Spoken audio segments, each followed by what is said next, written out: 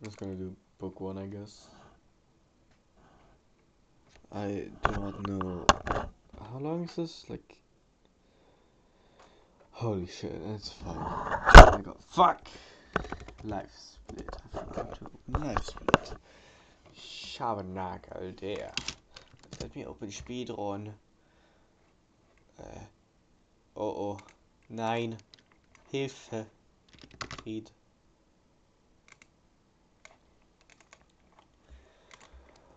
Okay, it's fine.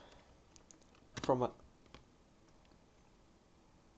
From my grandfather Varus I learned good morals and the government of my temper. From the reputation and remembrance of my father modesty and manly character. From my mother piety and and beneficence and absistence, not only from evil deeds but even from my evil thoughts, and further simplicity in my way of living, far removed from the habits of the rich. For from my great grandfather not to have frequented public schools and to have good teachers at home, and to know that on such things that a man should spend liberally. From my governor to be neither of the green nor of the blue party at the games in the circus, nor a partisan either of the Parmularius or the Scutarius, the gladiators' fights. From him too I learned endurance of labor, and to want little, and to work with my own hands, and not to meddle with other people's affairs, and not to be ready to listen to slander. From Diogenetus to busy myself about trifling things, and not to give credit to what was said by miracle workers and jugglers about incantations and the driving away of demons, demons, and such things, and not to breed quails for fighting, nor to give myself up passionately to such things, and to endure freedom of speech, and to have become intimate with philosophy, and to have been a hearer first of Bacchius, then of Tandasus and Marcianus, and to have written dialogues in my youth, and to have desired a plank bed and skin, and whatever else of the kind belongs to the Grecian discipline. From Mysticus I received the impression that my character required improvement and discipline, and from him I learned not to be led astray to sophistic emulation, nor to writing on speculative matters, nor to delivering little hortatory or orations, nor to showing myself off as a man who practices much discipline, or does benevolent acts in order to make a display, and to abstain from rhetoric and poetry and fine writing, and not to walk about in the house in my outdoor dress, nor to do other things of the kind, and to write my letters with simplicity, like the letter which Rusticus wrote from Sunvesta to my mother, and with respect to those who have offended me by words or done me wrong, to be easily disposed to be pacified and reconciled, as soon as they have shown of readiness to be reconciled, and to read carefully, and not to be satisfied with a superficial understanding of a book, nor hastily to give my assent to those who talk over much, and I am in debt to him for being acquainted with the discourses of Epictetus, which he communicated to me out of his own collection. From Apollonius I learned freedom of will and undeviating steadiness of purpose, and to look to nothing else, not even for a moment, except to a reason, and to be always the same in sharp pains on the occasion of the loss of a child and in long illness, and to see clearly in living example, and the same man can be both most resolute and yielding, and not peevish in giving his instruction, and to have bad before my eyes a man who clearly considered his experience and his skill in expounding philosophical principles as the smallest of his merits, but from him I learned how to receive from friends and what esteemed favors without being either humbled by them or letting them pass unnoticed. From Sextus a benevolent disposition, and the example of a family governed in a fatherly manner, and the idea of living comfortably to nature and gravity without affection, and to look carefully after the interests of friends, and to tolerate ignorant persons and those who form opinions without consideration. He had the power of readily accommodating himself to all, so that the intercourse with him was more agreeable than any flattery, and at the same time he was more highly venerated. by those who associate with him, and yet the faculty both of discovering and ordering in an intelligent and methodical way principles necessary for life, and he never showed anger or any other passion, but he was entirely free from passion, and he also most affectionate, and he could express approbation without noisy display, and he possessed much knowledge without ostentation. From Alexander the grammarian to refrain from fault finding and not in a reproachful way to chide those who uttered any barbarous or solecistic or strange sounding expression, but dexterously to introduce the very expression which ought to have been used, and in the way of answer giving confirmation or training in an inquiry about the thing itself, not about the word or by some other suggestion. From Fronto I learned to observe what envy and duplicity and hypocrisy are in a tyrant, and that generally those among who are called patricians are rather deficient in paternal affection. From Alexander the Platonic, not frequently nor without necessity to say anyone or to write in a letter that I have no leisure nor continually to excuse the neglect of duties required by our relation to those with whom we live by alleging urgent occupations. From Catullus, not to be indifferent when a friend finds fault, even if he should find fault without reason, but to try to restore him to his usual disposition, and to be ready to speak well of teachers, as it is reported of Domitius and Athenodotus, and to love my children truly. For my brother Severus, to love my kin, and to love truth, and to love justice, and through him I learned to know Thrasa, Helvidius, Cato, Dion, Brutus, and from him I received the idea of polity, in which there is the same law for all, a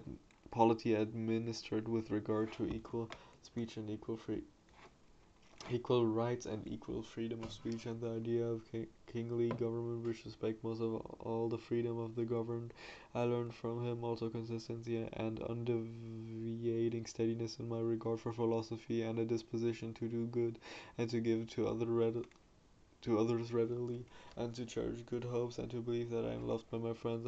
In him I observed no concealment of his opinions with respect to those whom he condemned, and that his friends had no need to conjecture what he had wished or did not wish, but it was quite plain. From Maximus I learned self-government, and not to be led aside by anything, and cheerfulness in all circumstances as well as in illness, and just like mixture, the moral character of sweetness and dignity, and to do what was said before me without complaining. I observed that everybody believed that he thought as he spoke, and that in all that he did he never had any bad intention, that he never showed amazement and surprise, and was never in a hurry, and never put off doing a thing, nor was perplexed, nor dejected, nor did he ever laugh to disguise his vexation, or on the other hand was he ever passionate. I need to sneeze. Okay. Or suspicious. He was accustomed to do acts of beneficence, and was ready to forgive, and he was free from all his from all falsehood, and he presented the appearance of a man who could not be diverted from right, rather than of a man who had been improved. I observed too that no man could ever think that he was despised by Maximus, or ever venture to think himself a better man. He had also the art of being humorous in an agreeable way. And my father observed mildness of temper, and unchangeable resolution in the things which he had determined after due deliberation, and no vague glory in those things which men call honors, and a love of labor and perseverance, and a readiness to listen to those who had anything to propose for the common weal, and undeviating firmness in giving to every man according to his deserts, and knowledge derived from experience of the occasions for vigorous action and for remission. And I observed that he had overcome all his passion for boys, and he considered himself no more than any other citizen, and he released his friends from all obligation to sup with him, to attend him of necessity when he was abroad, and those who had failed to accompany him by reason of any urgent circumstances always found him the same. I observed this to his no, yes, observed this observed too his habit of careful inquiry in all matters of deliberation, and his persistency, and that he never stopped his investigation through being satisfied with appearances which first present themselves, and that his disposition was to keep his friends and not to be soon tired of them, nor to be extravagant in his affection, and to be satisfied on all occasions and cheerful, and to foresee things a long way off, and to provide for the smallest without display, and to check immediately population, applause, and all flattery, and to be ever watchful over the things which were necessary for the administration of the empire, and to be a good manager of the expenditure, and patiently to endure the blame which he got for such conduct. And he was neither superstitious with respect to the gods, nor did he court men by gifts, or by trying to please them, or by flattering the populace, but he showed sobriety in all things, and firmness, and never any mean thoughts or action, nor love of novelty, and the things which conduce in any way to the commodity of his life, and of which fortune gives an abundant supply, he he used without arrogance and without excusing himself, so that when he had them, he enjoyed them without affection, and when he had them not, he did not want them. No one could ever say of him that he was either a sophist or a homebred flippant slave or a pedant, but everyone acknowledged him to be a man right perfect above flattery, able to manage his own and other men's affairs. Besides this, he honored those who were true philosophers, and he did not reproach those who pretended to be philosophers, nor yet was he easily led by them. He was also easy in conversation, and he made himself agreeable without any offensive affection. He took a reasonable care of his body health, not as one who was greatly attached to life, nor out of regard to personal appearance, nor yet in a careless way, but so that though through his own breathe attention he very seldom stood in need of the physician's art of medicine or external applications. He was most ready to give way without envy to those who possessed any particular faculty, such as that of eloquence or knowledge of the law or of morals or anything else, and he gave them his help that each might enjoy reputation according to his deserts, and he always acted conformably to the institutions of his country without showing any affectation of doing so. Further, he was not fond of change nor unsteady, but he loved to stay in the same places and to employ himself about the same things. And after his paroxysms of headache, he came immediately fresh and vigorous to his usual occupations. His secrets were not but very few and very rare, and these only about dude. His secrets were not but very few and very rare, and these only about Okay, and he showed prudence and economy in the exhibition of the public spectacles and the construction of public buildings as donations to the people and in such things, for he was a man who looked to what ought to be done, not to the reputation which is got by a man's acts. He did not take the bath at unseasonable hours. He was not fond of building houses, nor curious about what he ate, nor about the texture and color of his clothes, nor about the beauty of his slaves. His dress came from Lorium, his villa on the coast, and from Lanuvium generally. We know how he behaved to the toll collector at Tusculum, who asked his pardon, and such was all his behavior. There was in him nothing harsh, nor implacable, nor violent, nor, as one might say, anything carried to the sweating point. But he examined all things severally, as if he had abundance of time, and without confusion, in an orderly way, vigorously and consistently, and that might be applied to him which is recorded of Socrates, that he was able both to abstain from and to enjoy those things which many are too weak to abstain from and cannot enjoy without excess, but to be strong enough both to bear the one and to be sober in the other is the mark of a man who has perfect and invincible soul. such as he showed in the illness of Maximus. To the gods I am indebted for having good grandfathers, great good parents, a good sister, good teachers, good associates, good kinsmen and friends, nearly everything good. Further, I owe it to the gods that I was not hurried into an offense against any of them, though I had a disposition which, if opportunity had offered, might have led me to do something of this kind. But through their favor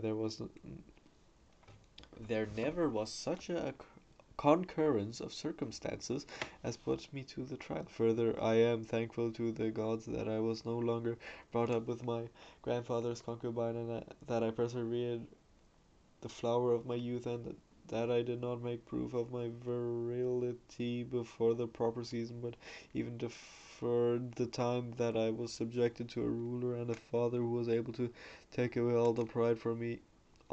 from me, and to bring me to the knowledge that it is possible for a man to live in a palace without wanting either guards or